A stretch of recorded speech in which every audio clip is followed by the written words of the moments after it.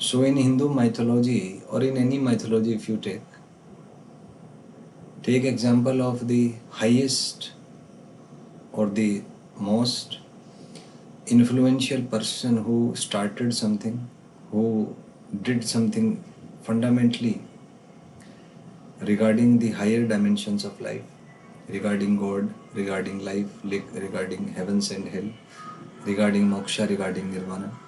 Let's take example of the Gautam Buddha. So it is said that Gautam Buddha got liberated from the cycles of life and death when he was in the 8th birth itself. And when he sat down a tree in Bodh Gaya itself, then his frequency suddenly, his consciousness suddenly resonates with the Sahasrara chakra. And he felt the working of the entire universe within himself. It is being said that it's just like a lotus which got opened, or the 7th dimension which got opened in his mind-brain system. And he felt directly the working of the entire universe. And he said he encapsulated that finding in terms of 4 truths or 4 Adi Satyas. The first truth which he said is that this world is just a pain, a grief. Second is, there is a way to get relief from the pain or the grief. Third is, anybody can think to get liberated from the painful and grief of life. And fourth is, there is a process of making these things happen to get liberated from the endless pains of life and death. And that is the theory of everything itself, because everything means everything. Even your consciousness, your thoughts, your emotions, anything that you can think, any thought. Because if you think fundamentally, who is inside us, which is manipulating us, which is guiding us, from where thoughts came, what is inside us which is in search of something. So fundamentally, if we analyze how a person feels, so a person feel himself like being trapped in a certain matrix or in a certain information processing system of human mind brain. And these traps limits his consciousness, tries to limit his visualizing skills, tries to limit his thinking skill, and tries to trap him in a bounded system.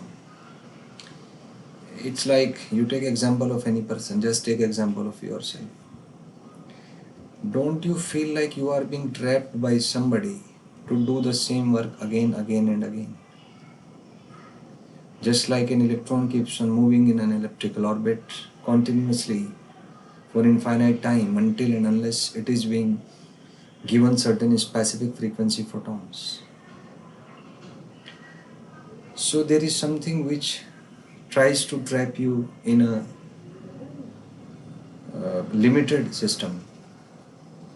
But there is something inside you which tries to expand, which tries to know beyond what exists, which tries to think beyond every belief system, which dares to think beyond any suggestion of the mind-brain system. There is, and there are very deeper dimensions to it. One thing is trying to trap you within a limited system.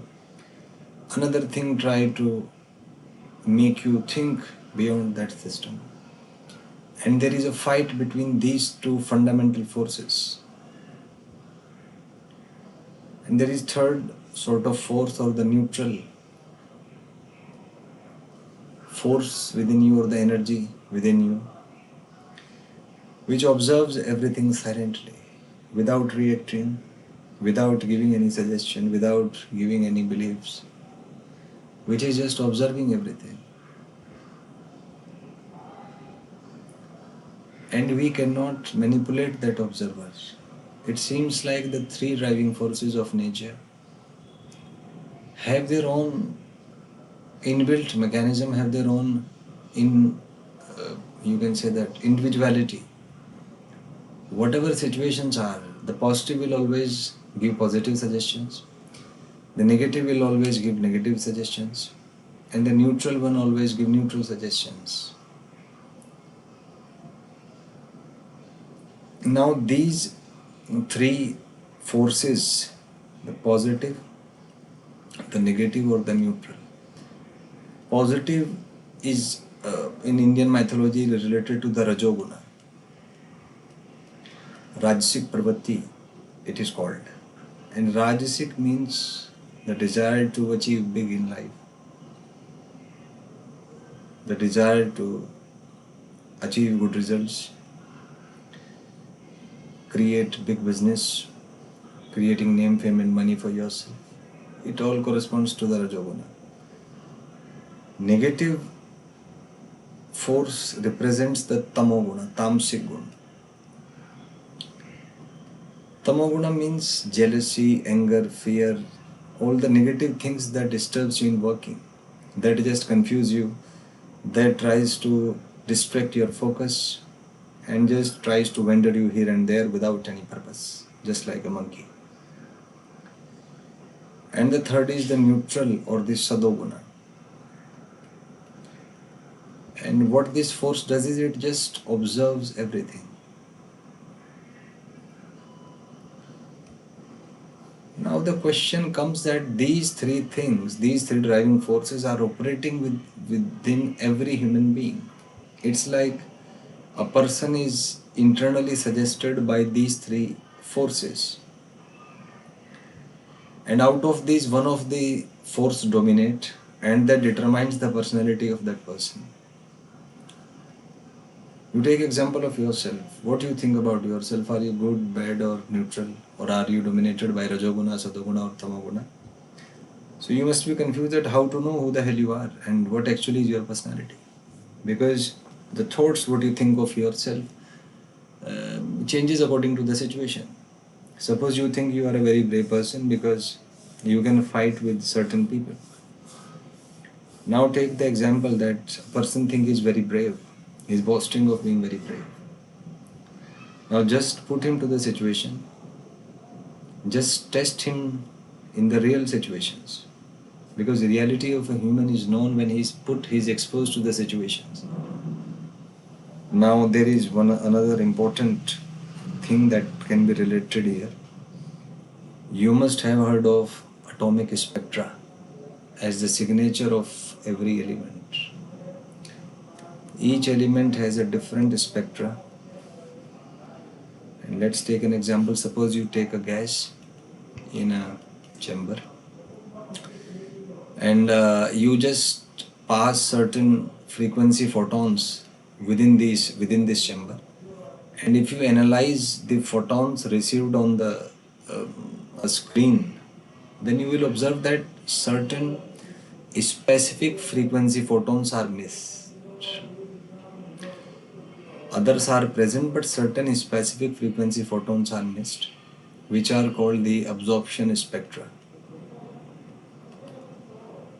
And interestingly, if you stimulate the same gas by vigorously shaking it or by passing an electric discharge, then interestingly the quantas, the specific quantum which were not present, which were absent in the absorption spectra, are emitted only by the gas molecules, which is called the emission spectra. And these spectras are different for every element. For hydrogen things are different, helium things are different, lithium things are different. So these are the characteristics of the elements which make us to know that helium is burning inside the sun.